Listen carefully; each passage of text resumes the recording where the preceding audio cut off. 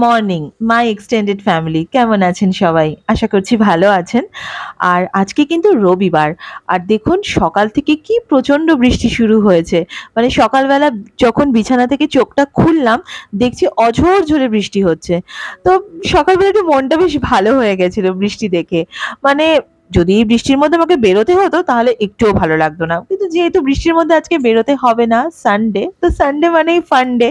তো সকাল থেকে উঠে না মানে কোনো কাজ করতে ইচ্ছেই করছিল না, ল্যাদ খাচ্ছিলাম যেটাকে বলে। তো হাজবেন্ড বললো তোমার যেরকম ইচ্ছে সেরকম একটা ব্রেকফাস্ট বানিয়ে নাও।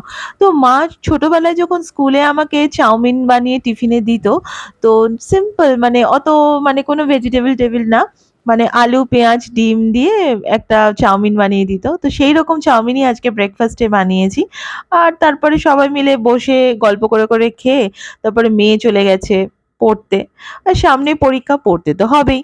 আর তারপরে আমি যথারীতি যেটা হয় রান্নাঘরে চলে এসেছি। রান্নাঘরে বানাচ্ছি হচ্ছে আজকে লাঞ্চে মাটন তো হবেই।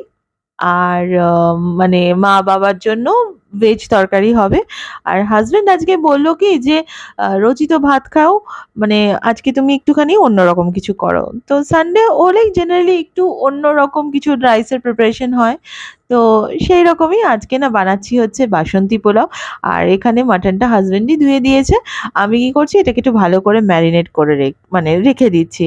আর এত সুন্দর বৃষ্টি পড়ছিল চারদিকে, মানে কোনো কাজ করতে না আজকে ইচ্ছেই করছিল না। ১ম এ মনে হলো কি দূর একটু খিচুড়ি করে রেখে দিই। যে ধুর ভাল লাগছে না। তারপরে মনে হলো না, একটা দিনই তো হাসব্যান্ড বাড়িতে থাকে।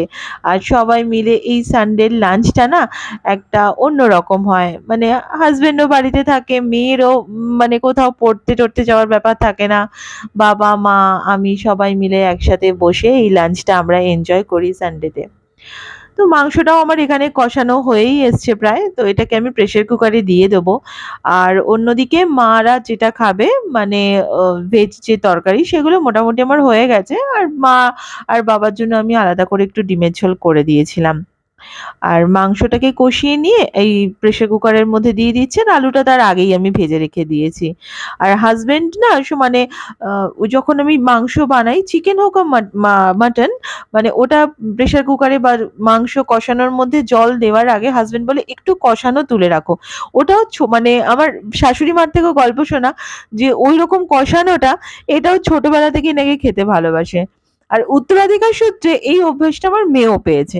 আমার মেয়েও তার বাবার মতো এইরকম কষানো দিয়ে একটু ভাত হোক, ফ্রাইড রাইস হোক খেতে ভালোবাসে। তো মাংসটা আমার যথারীতি হয়ে গেছে। এবার আমি এটাকে ডিশ আউট করে নিচ্ছি।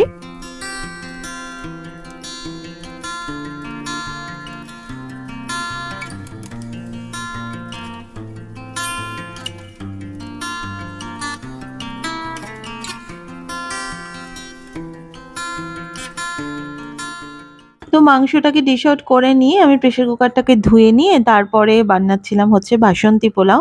তো প্রেসার কুকারটার মধ্যে আমি একটুখানি গাওয়া ঘি দিয়ে দিয়েছি। আচ্ছা, এটা না একদমই হেলথিয়ার ভার্সন কিন্তু নয়। মানে আমার এই ঘিটা আর কি ইউজ করে নিতে হতো, তাই জন্যই আমি এতটা ঘি দিয়েছি। যারা একটু হেলদি ওয়েতে বানাতে চান তারা ঘি সাদা তেল মিশিয়ে করতে পারেন, অথবা শুধু সাদা তেল দিতে পারেন। নামানোর আগে অল্প একটু ঘিয়ের গন্ধর জন্য এভাবে করতে পারেন। আর এটা না একদম ইনস্ট্যান্ট বানিয়েছি। মানে এরকম না যে চালটাকে আগে থেকে ধুয়ে ভালোভাবে একটুখানি হলুদ, আদা দিয়ে মেখে ওরকমভাবে কিছুই করিনি। তো ঘিটা দেখুন প্রেসার কুকারে যে গরম করে হয়ে এসছে আরকি, তারপরেই আমি এর মধ্যে দিয়ে দিয়েছি একটুখানি কাজু বাদাম। কাজু বাদামটাকে অল্প একটুখানি জাস্ট ফ্রাই করে রেখে দিয়েছি। আর এখানে আমি নিয়ে নিয়েছিলাম ২ কৌটোর মতো গোবিন্দভোগ চাল। তো এটাকে ভালো করে ধুয়ে-টুয়ে নিয়ে এবারে প্রেসার কুকারে ওই ঘিটার মধ্যে দিয়ে দিয়েছি। এবার এটাকে ভালো করে নেড়ে-চেড়ে জলটাকে একটু শুকানো পর্যন্ত এটাকে কষিয়ে নিতে হবে। আর এই কষানোর সময়তে একটু দিয়ে দিতে হবে নুন আর হলুদ দিতে পারেন। তবে আমি এটা মানে ওই যে বলছিলাম হেলথিয়ার ভার্সন এটা মোটেও নয়। তো আমার বাড়িতে একটু ফুড কালার ছিল, তো আমি একটু ইয়েলো ফুড কালার ইউজ করেছি। যারা মনে করবেন যে ফুড কালার দেবেন না তারা হলুদ দিতে পারেন। হলুদ দিলেও ভালো হয়। আর ফুড কালার দিলে কি হয় একটু কালারটা একটু বেশি ডিপ হয়। মানে অন্যরকম একটু দেখতে লাগে। তো এটা সম্পূর্ণ অপশনাল, এরকম কোনো ব্যাপার নেই যে এটাই দিতে হবে, হলুদও দিতে পারেন, আমি বহুবার হয়েছে হলুদ দিয়ে করেছি। আর এই অবস্থায় দিয়ে দেবো একটুখানি আদা বাটা। তো এটা বেটে দিইনি, এটা আমি একটুখানি জাস্ট ক্রাশ করে দিয়ে দিয়েছি। তো এটাকে দিয়ে ভালোভাবে একটু নেড়ে চেড়ে জলটা বেশ যেই মুহূর্তে মানে চালের গা থেকে শুকিয়ে শুকিয়ে আসবে তখন দিয়ে দিতে হবে চিনি, আর নুনটাও আমি এর আগে দিয়ে দিয়েছি। তো ভালোভাবে কষিয়ে নেব। আর তারপরে মানে যে পরিমাণ জল, সেই পরিমাণ মানে তার ডবল পরিমাণ আর কি এখানে মানে চাল যে পরিমাণ সে তার ডবল পরিমাণ জল দিতে হবে। ভুল বলে দিচ্ছিলাম আর কি। যাই হোক, তো ভালোভাবে নেড়েচেড়ে নিয়ে তারপরে প্রেসার কুকারের ঢাকাটাকে বন্ধ করে ২ টো সিটি দিলেই হয়ে যায়। আর যদি চালটাকে আগে থেকে ধুয়ে একটু মানে ভিজিয়ে রাখেন, তাহলে সেক্ষেত্রে ১ টা সিটিতেই হয়ে যায়। মানে তাহলে কি ঝরঝরে হয়। আর এই অবস্থাতে দিয়ে দেবো হচ্ছে একটুখানি এলাচ গুঁড়ো। তো এলাচ গুঁড়োটা আমার যেহেতু শেষ হয়ে গেছিল, তো সেইজন্য আমি কি করেছি, এলাচটাকে থেঁতো করে এর মধ্যে দিয়ে দিয়েছি।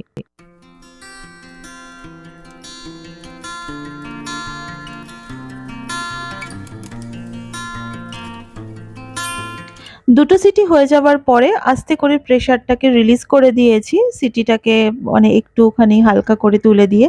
তো প্রেসারটা রিলিজ করে দিয়ে যখন ঢাকনাটা খুলেছি, দেখুন বাসন্তী পোলাওটা কিরকম ঝরঝরে হয়েছে। এইটা না কিন্তু একদম ইনস্ট্যান্ট তৈরি হয়ে যায়। বাড়িতে ধরুন হঠাৎ করে কোনো গেস্ট চলে এসছে, আপনি যদি তাকে মানে কোনোভাবে ডিনার বা লাঞ্চ কিছু সার্ভ করার জন্য ভেবে থাকেন, তো অন্য কিছু রান্না করতে গেলে যেমন অনেকটা দেরি হয়ে যায়। তো এইরকমভাবে যদি হুট করে বাসন্তী পোলাওটা বানিয়ে দেন, তাহলে কিন্তু মানে এটা একটা একদম অন্যরকম। মানে এর সাথে একটু স্যালাড কেটে দিলেন, একটু ডিমের কষা দিতে পারেন, বা যদি বাড়িতে চিকেন থাকে তাড়াতাড়ি একটু চিকেন করে দিতে পারেন। আর মানে চাল আর জলটার পরিমাণ যদি ঠিকঠাকভাবে দেয়া যায় প্রেসার কুকারে, তাহলে এই ফ্রাইড রাইস বলুন, বাসন্তী পোলাও বলুন, এগুলো কিন্তু খুব ভালো হয়। আর এত সুন্দর বৃষ্টি হচ্ছিল, মানে পুরো পাগল করার মতো। মানে ভীষণ ভালো ছিল ওয়েদারটা। তো পোলাওটাকে আমি এবার ডিশ আউট করে নিচ্ছি, কারণ লাঞ্চের টাইম হয়ে গেছে। এবার সবাই মিলে একসাথে বসে খাবো। আর যেটা হয় সানডে মানে লাঞ্চে প্রচুর কথা থাকে, সারা সপ্তাহ জমে থাকে কথা। আসলে ডিনারটাও আমাদের বাড়িতে সবাই আমরা চেষ্টা করি একসাথেই করব। কিন্তু যেটা হয় না, মানে মেয়ের হয়তো পড়া শেষ হতে টাইম লাগছে, হাসব্যান্ডের হয়তো পরের দিন সকালবেলা অনেক সকালে বেরোতে হবে। তো ব্যস্ততার জন্য সব কথা কিন্তু ডিনার টেবিলে হয়ে ওঠে না। আর এখানে আমি আমার হাসব্যান্ডকে দিচ্ছি বেড়ে খাবারটা। হয়েছে ফ্যান্টাস্টিক, কষে কষার স্মৃতি মনে পড়ে যাচ্ছে।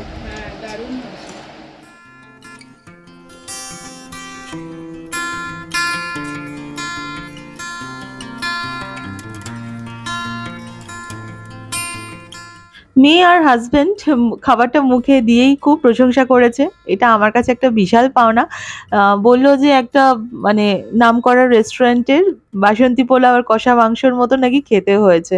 তো কি আর বলবো, মানে এটাই তো পাওনা দিনের শেষে। দেখুন আমরা যারা গৃহিণীরা সকাল থেকে সন্ধে পর্যন্ত প্রচুর সংসারে কাজ করি, রান্না করি। মানে সংসার এটা নিজেদের দায়িত্ব। এটা আমাদের দায়িত্ব, আমাদের প্রত্যেকটা ফ্যামিলি মেম্বারকে মানে ভালোভাবে রাখার। তো সেইখানে যখন এরকমভাবে ভালোভাবে একটা প্রশংসা পাওয়া যায়, তো আর কি বলবো? এটা একটা বিশাল পাওনা।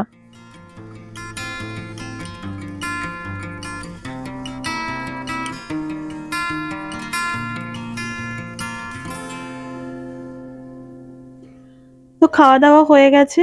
তারপরে যেরকম একটু টেবিল চারদিকটা আরেকটু অর্গানাইজ করে নেওয়া, সেইসব করে-টরে নিয়ে আর সত্যি কথা বলতে কি, আমার মতো যারা গৃহিণী বা হোম মেকার বা হাউসওয়াইফ যাই বলি না কেন, সমার্থক শব্দ ৩ টেই। তো আমাদের না সত্যি সংসারের কাজ কখনো শেষ হতে থাকে না। মানে একটা কাজ শেষ হলে আরেকটা কাজ আবার শুরু হয়ে যায়। কিন্তু ভিডিওটা তো আর বড় করা যাবে না। তাহলে আপনাদেরই দেখতে বোর লাগবে। তো রোববারের ভিডিওটা আমি আজ এখানেই শেষ করছি। আমার ভিডিওটা যদি আপনাদের ভালো লাগে, তাহলে প্লিজ আমার চ্যানেলটাকে সাবস্ক্রাইব করবেন, একটা লাইক করে দেবেন। আর আপনাদের কেমন লাগছে আমার ভিডিও সেটা কমেন্ট সেকশনে অবশ্যই জানাবেন। দেখা হবে আপনাদের সাথে নেক্সট ভিডিওতে। ততক্ষণের জন্য সবাই খুব ভালো থাকবেন, সুস্থ থাকবেন। টাটা।